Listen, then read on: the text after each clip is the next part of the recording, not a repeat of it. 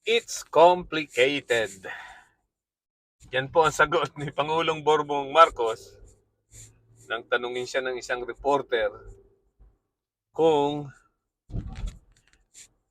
ano ang relasyon ni Marcos, paano niya i-describe ang relasyon ng mga Marcos sa batong mga Duterte. Okay, magandang umaga po sa inyong lahat kahit sa mang dako na mundo kayo na andun. Magandang araw, umaga, tanghali, hapon. Okay. Magandang araw po ngayon at ang umaga ay maliwanag, walang ulap. May ulap, konti-konti. Pero overall mukhang maganda. Ang temperatura ay nasa 54 degrees Fahrenheit. So medyo malamig pa rin pero kita nyo naman, di na ako naka-jacket. Kaya na to, kaya na. This is comfortable for me. Ano? Medyo okay na. So katulad po ng unang introduction natin, it's complicated. Yan ang sagot ni Bongbong Marcos. Nang tanungin siya ng reporter kung paano niya i-describe ang relasyon niya sa mga Duterte. Well, if you will take a look at it, talaga namang it's complicated, ano? Ah, natawa ko kasi mukhang showbiz na showbiz ang dating eh. Showbiz ang dating. It's complicated. And maybe you can also add like what you see is what you get. Talaga showbiz, ano? All right, so bakit naman kaya nasabi na i-decipher natin 'yan or intindihin natin kung bakit complicated ang sagot ni Bongbong Marcos. Okay, alam niyo nung unang mga nakaraang buwan, 'di ba? Nagsimula na ang nagsimula 'yan na si Digong ay nagsasasalita ng kung ano-anong salita laban kay Bongbong Marcos nung Davao Rally. I think that was January. Ano? Kung ano-ano na sinabi. Ikaw ay adik, kung ano-ano pa. Ano? Gustong pabagsakin ng gobyerno, gustong mag-secession ang Mindanao, siya ay weak leader, lahat na sinabi. Ano? So, okay. Ang sagot naman ni Bongbong Marcos doon ay, well, baka naka-fentanyl. Okay. So, sunod naman, tinira naman yung kanyang sunod na statement ay, wala daw siyang masamang, sabi ni Digong sa mga sunod na interview. And I think sa rally niya sa Cebu, sinabi niya na, wala naman siya daw against kay Bongbong Marcos. Napakagaling daw at mabait daw at kung ano-ano. A total turnaround.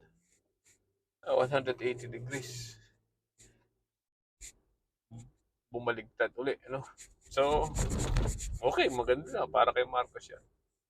And then later on, tinitira naman siya tungkol sa kanyang mga biyahe.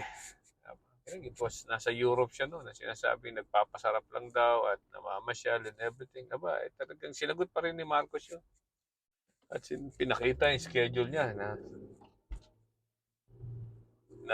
wala naman siyang itinerary para magbakasyon or magpasarap.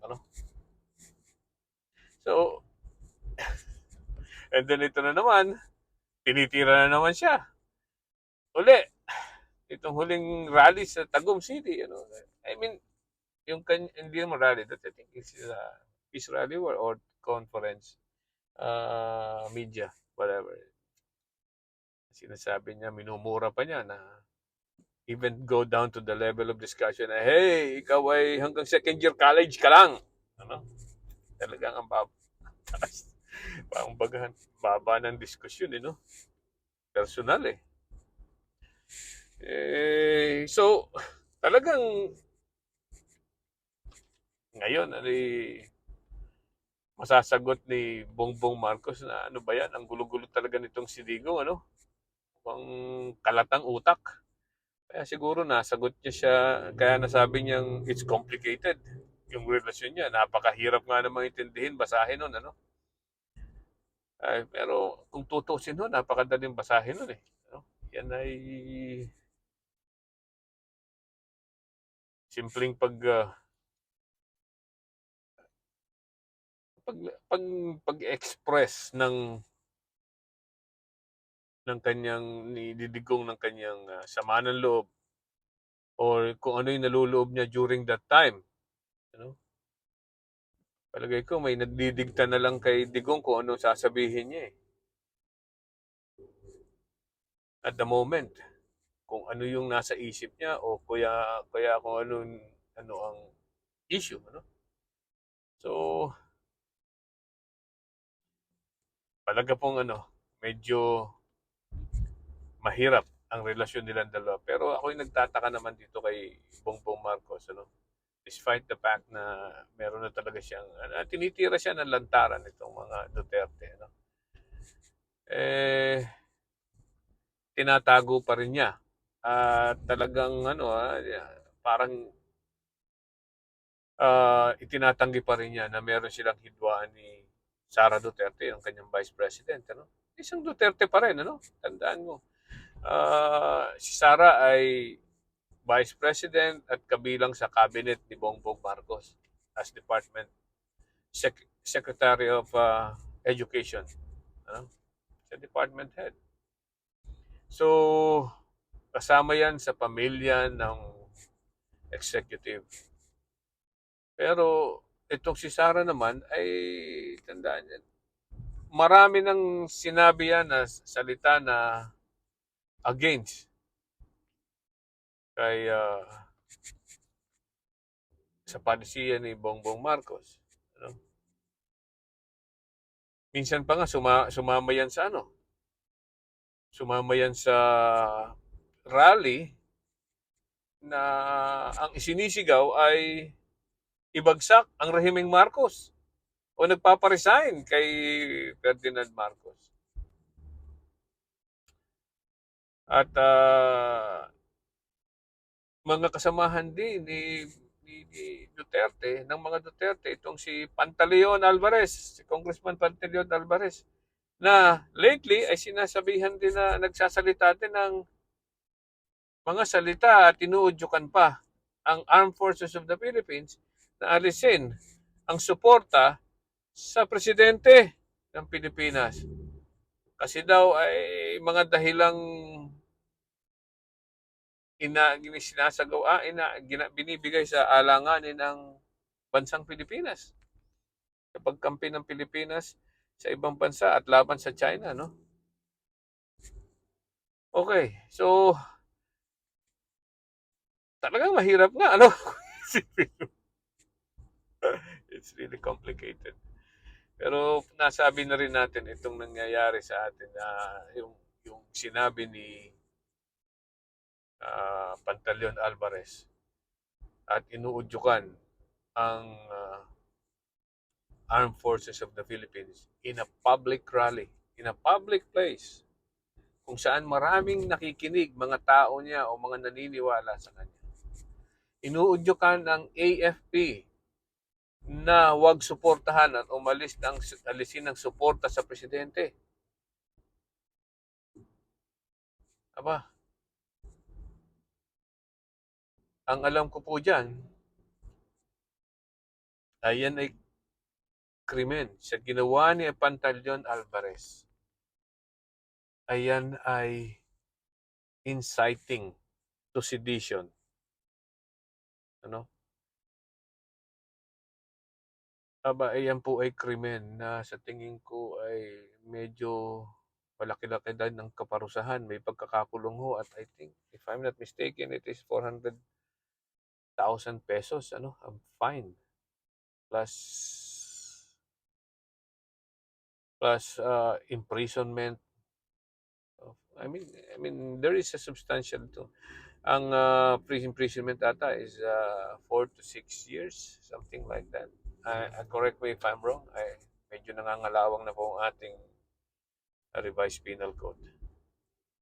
Ang ating memory pala, not the revised penal code, ang memory natin sa revised penal code. So yan po ay actually inciting to sedition.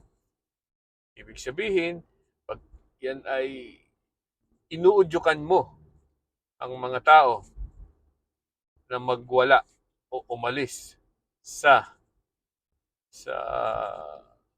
alisin ang suporta sa gobyerno o the duly constituted authorities. That is inciting to sedition pag nagsalita ka ng ganyan. Medyo malupit-lupit yan. Siguro dapat talagang tingnan ng mga mambabatas natin o ng gobyerno, ng Department of Justice, yung mga statement na yun. I don't think it is covered by the freedom of speech. You can redress grievances against the government, but you cannot incite any seditious remark that can incite, okay, the feelings of the people, or mag-udyo kayo sa mga tao na lumaban sa gobyerno o mag-alis ng suporta sa gobyerno. Medyo, I mean, it is really inciting to sedition, which is a crime punishable by the revised penal code. So, tayo po, kahit meron tayong mga grievances sa gobyerno, wala pong problema yun. Basta wag nyo laang uudyukan ng mga tao sa mga sinasabi nyo na lumaban sa gobyerno. Pwede po kayong magsabi na, ako hindi magandang gobyernong ito. You can say anything bad about the government kung yan ang opinion nyo. Pero para sabihin nyo na wag na lumabang kayo sa gobyerno or alsin nyo ang suporta sa gobyerno, that is something different. Okay? Sa tingin ko po ay hindi covered yan ng freedom of speech na nasa konstitusyon natin. Alright, so yeah. Nasabi ko lang kung ano yung naisip ko diyan sa salita ni Pantaleon Alvarez. But it's really, with regards to our topic, it's really complicated. Mga Marcos at saka Duterte, it's really complicated. But at any rate, sana po ang ating araw ay hindi maging komplikado. Make it as simple as possible ang ating buhay. Okay? Ingat po kayo. Magandang araw po ulit.